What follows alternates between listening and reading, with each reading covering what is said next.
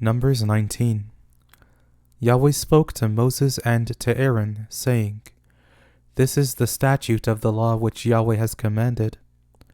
Tell the children of Israel to bring you a red heifer without spot, in which is no defect, and which was never yoked. You shall give her to Eleazar the priest, and he shall bring her outside of the camp, and one shall kill her before his face.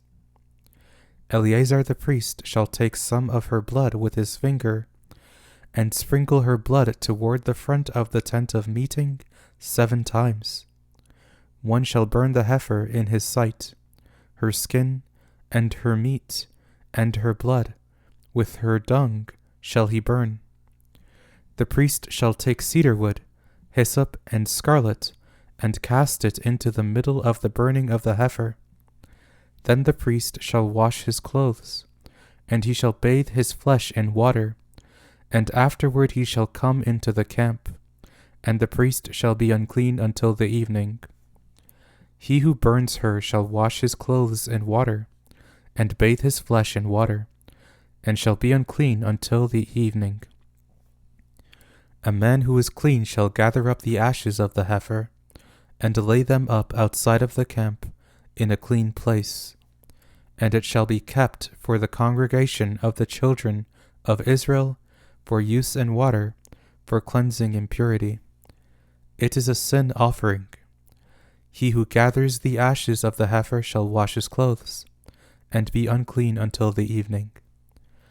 It shall be to the children of Israel, and to the stranger who lives as a foreigner among them, for a statute forever.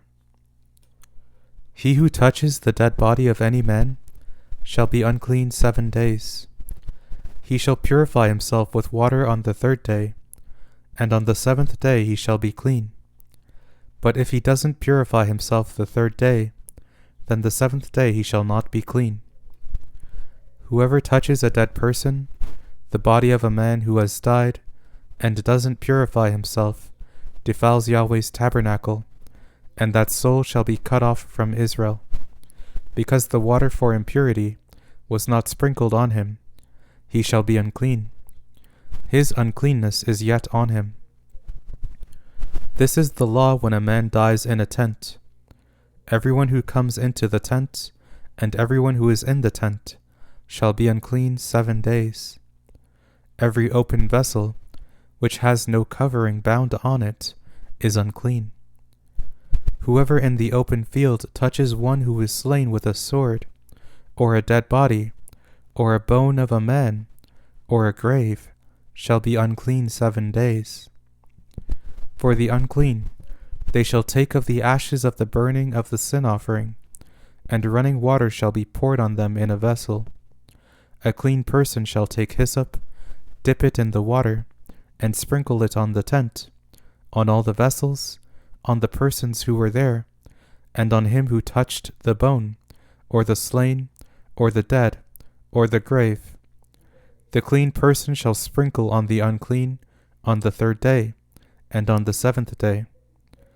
On the 7th day he shall purify him. He shall wash his clothes and bathe himself in water, and shall be clean at evening. But the man who shall be unclean, and shall not purify himself, that soul shall be cut off from among the assembly, because he has defiled the sanctuary of Yahweh. The water for impurity has not been sprinkled on him. He is unclean. It shall be a perpetual statute to them. He who sprinkles the water for impurity shall wash his clothes, and he who touches the water for impurity shall be unclean until evening. Whatever the unclean person touches shall be unclean, and the soul that touches it shall be unclean until evening.